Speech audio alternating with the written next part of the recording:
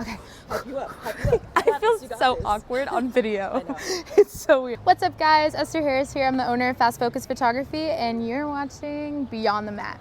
Let's go. Did you know this girl has an engineering almost degree? Did you drop out? I did, yeah. Twice. Twice? Yeah. Dang. Gosh, 2 times. Q Grease, middle school dropout. I'm a musical kid. Exactly. I was in a musical also. Were you really? 2. You can sing. I can't. You can't? No, I can't. I was I like, would totally believe it if she was like Beyonce, low key. She's like, Ally Wolski. Cut the type. She's not giving what I want. What's up, guys? I'm here with Ally Wolski. She trains out of B Team Austin. So, Ally, tell me about where you're from and how you ended up in Texas. all right, so my name's Ally. I'm from Winchendon, Massachusetts, super small town, middle of nowhere, Massachusetts. And I moved here to train jiu-jitsu. So I went from Massachusetts to Colorado, started training there, and then moved down here for B Team.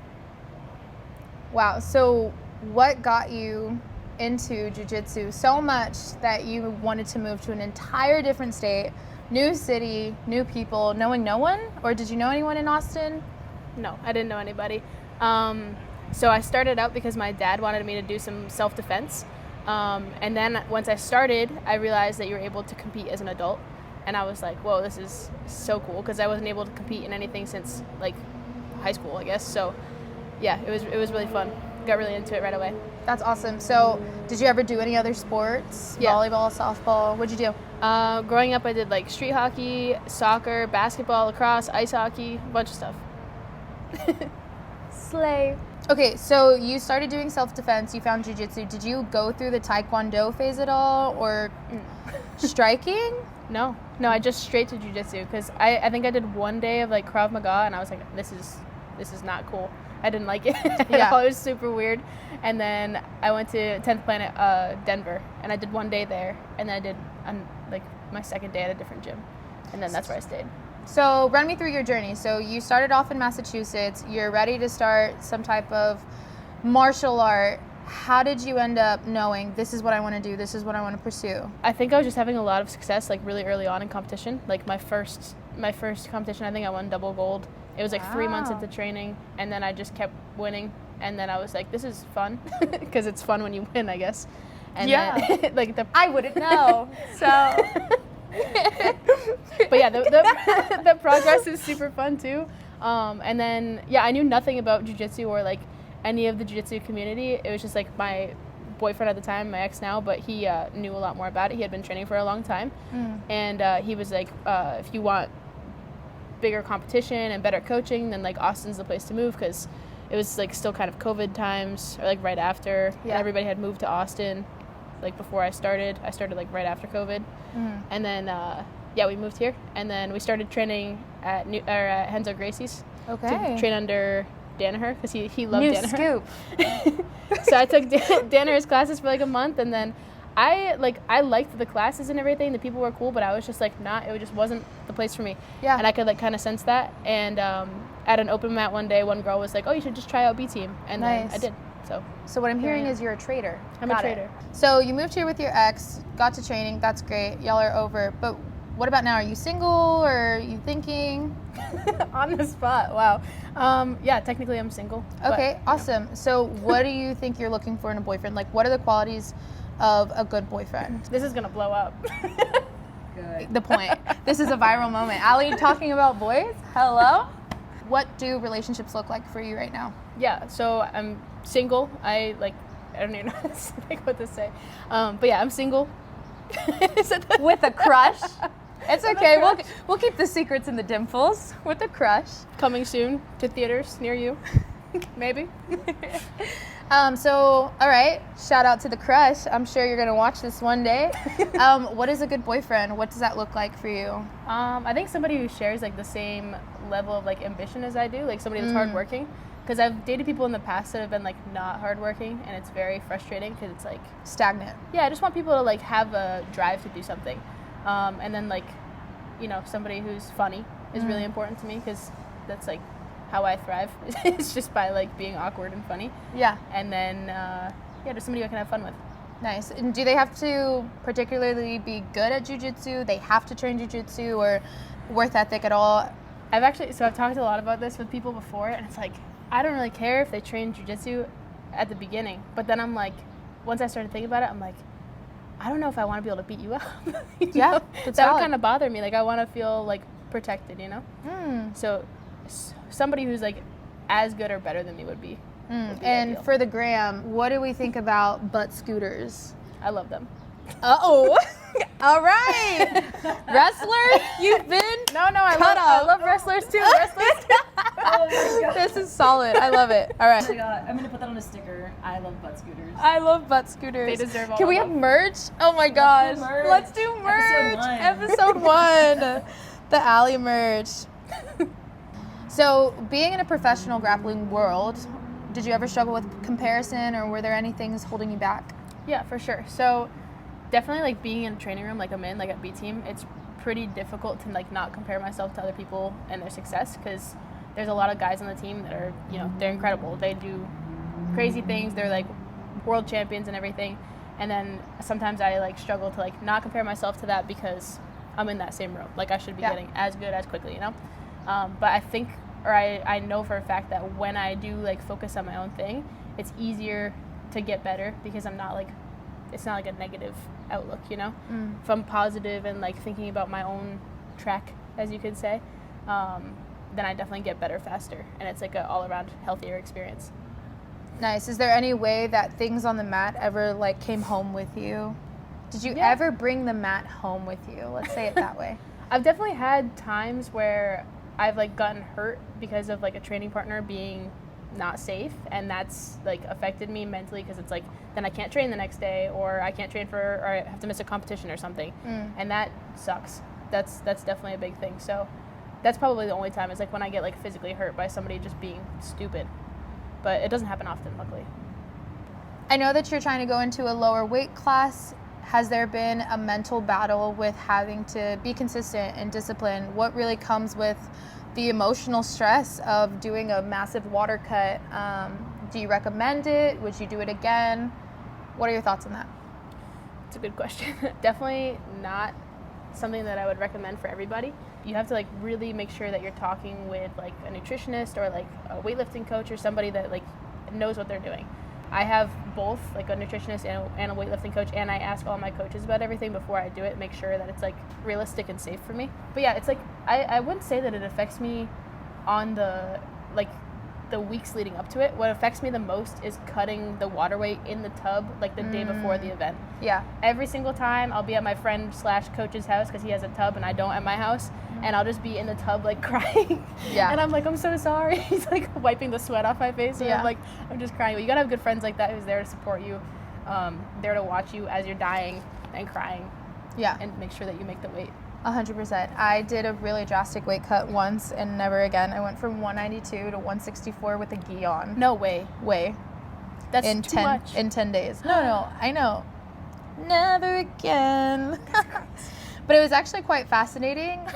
I never not missed a gallon of water a day, because it's like I had to do the 2 gallons. So it's like, girl, you were able to do 2 gallons a day for like 2 days. Like 1 gallon is nothing. Yeah. The water So- load always makes the drinking water easier. 100%. So what's something that you used to struggle with that doesn't hold you back anymore? I think being like awkward, because I'm still awkward for sure, as you guys can tell. She's Hello. not awkward. But I've learned. Drop photo, drop photo, drop photo. I think I've learned to embrace it a little more. It's kind of like definitely something that I use to my advantage on social media. Like I'll post videos of me in jiu-jitsu like getting destroyed or whatever. I'm making a weird face because I don't know, just being awkward even when I'm on the mats, or just like, I don't know, I'll post like awkward pictures of myself and kind of just like put myself on blast, and I feel like just like really diving into that like like that just helps make it Finger guns. Those came out a few times. Yeah, I love finger guns. Yeah. What do you have to say to women out there who may be feeling insecure, struggling with comparison? I would say it's easier said than done, but just don't give a fuck. Like, that's the only thing you can do, is just don't give a fuck. Cut the tape, that's it. Yeah. I think it takes all of us like way too long to realize it. And I still give a little bit of a fuck. Of course, we all have our egos that we have to keep intact. But yeah, the less I care, the happier I am, for sure. I post things on Instagram that like I wouldn't normally post for jiu-jitsu because I'm trying to grow my social media for jiu-jitsu, and I'm like all nervous about it. Like, it has to be perfect. No, it doesn't have to be perfect. Just put it out there. Same thing goes for anything that you do. Like, if you want to paint something, paint it, you know? Yeah. Just put it out there. It doesn't have to be perfect. Put it out Put it out there. I love it.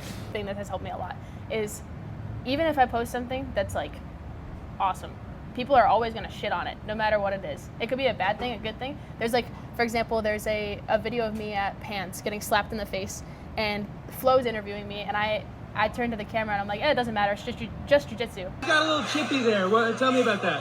I mean, she just hit me in the face. So posted on her face to try to get her supine, and then she came back up and tried to smack me. So What were you thinking? whatever, it's just jiu-jitsu. Because like I didn't really care, I just thought it was funny.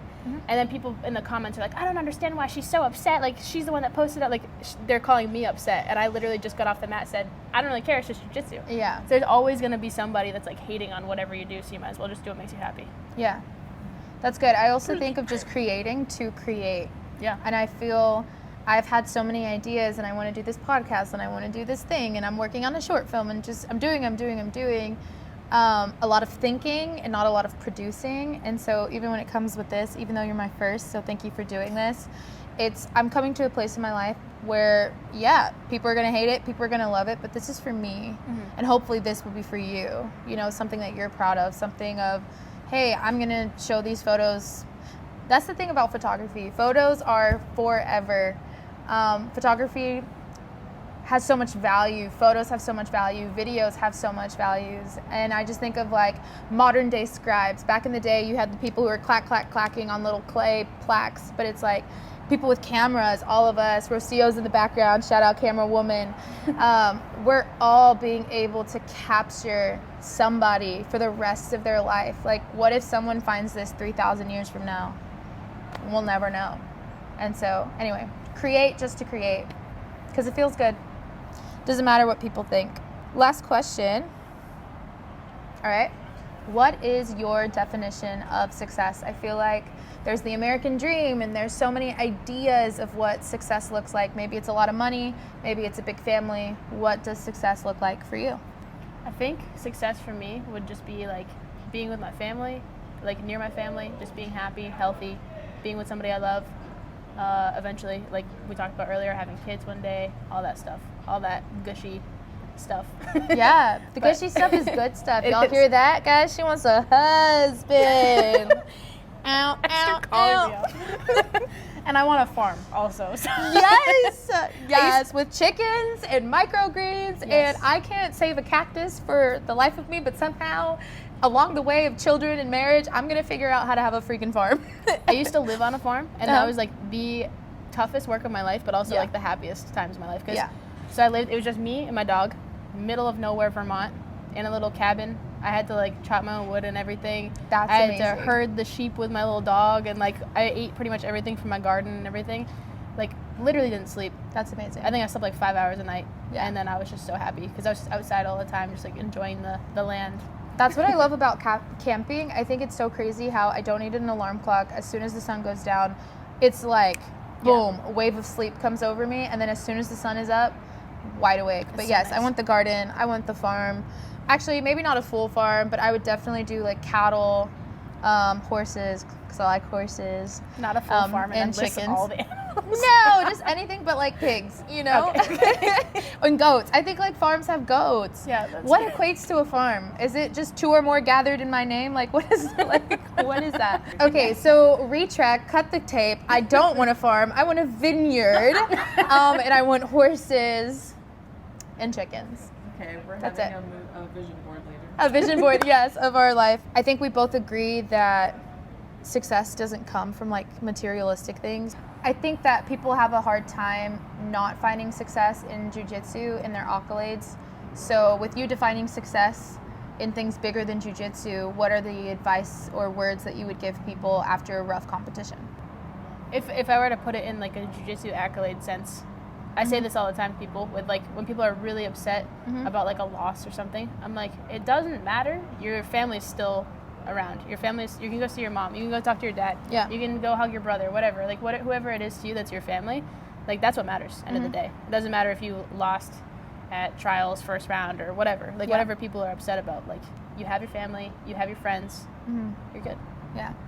Ally, I had no idea you went to college. Run me through what that looked like leading up to jiu-jitsu. I did. I threw it all away, guys. Kobe. I had a really good start. I'm a teacher. Don't do that. Go to college. Stop being like these creators. No, Don't quit. There's always time to go back. This is my thing. Yes, no, 100%. So I started off life very, like, privileged. You know, my parents put me in really good school, like really good elementary school. I literally learned how to like survive in the woods as elementary school and how to garden. Wow. We didn't have like regular class. It was pretty cool, except for math. And then I went to like a really nice middle school as well that had like 8 hours of homework every single night. So they like really taught, yeah, it was crazy. They taught us how to like grind, get your homework done. I was Wow. like ahead in classes. That's why they put me there. Like, not to brag, just a genius over here. I'm just kidding. Who threw it all away. Who threw it all away. And then I went to like a prep school for high school because we had one in Did you graduate early? in my hometown. I didn't graduate early, but I graduated like 4.0 or like 3.9, whatever. Like did like AP classes like for college, whatever. All good. Everything was great. Yeah. Applied to a bunch of schools, and then I thought that I was supposed to get into this one college that was like a little Ivy League because they wanted me there for like a lacrosse scholarship. And they told me ahead of time, they're like, yeah, you're in. And then I got a letter getting rejected. And then I was like, what is going on? I was like, Drop the name. Yeah. Drop the name of the college. Middlebury. So yeah, I like did all these like extracurriculars. I did all the sports possible. I was in Model UN. I was the president of Model UN. I was in Wow. a jazz band for like 8 years. What'd you play? Music, saxophone and guitar. Basically, I worked my ass off all until I was 18 years old, and I think I burnt myself out. And then I was pissed that I got like rejected somewhere that I was told I was going to get into for a scholarship. Like it was crazy. So then I ended up going to like UMass Amherst, which is a state college like an hour from my parents' house. Okay. And then what did I do? I was like, all right, they're starting me off in Calc 3 because I'm good at math for engineering degree. But then I decided to pile on top of that like 18 full credits for one semester, Wow. which is I never stupid. went over 15, and I regretted that. Yeah, it was dumb. I was taking like chemistry, engineering, math, like calculus, whatever, then like a couple other languages. And then I was like, I'm burning out. And then I dropped out. And then I went back, dropped out again. Then I went back, got my degree in design and digital media. Nice. Associates. You're insane. No. You just wear many hats. Well, thank you for doing this. That's a wrap. Don't drop out of college. Wait, we should do it. Yeah.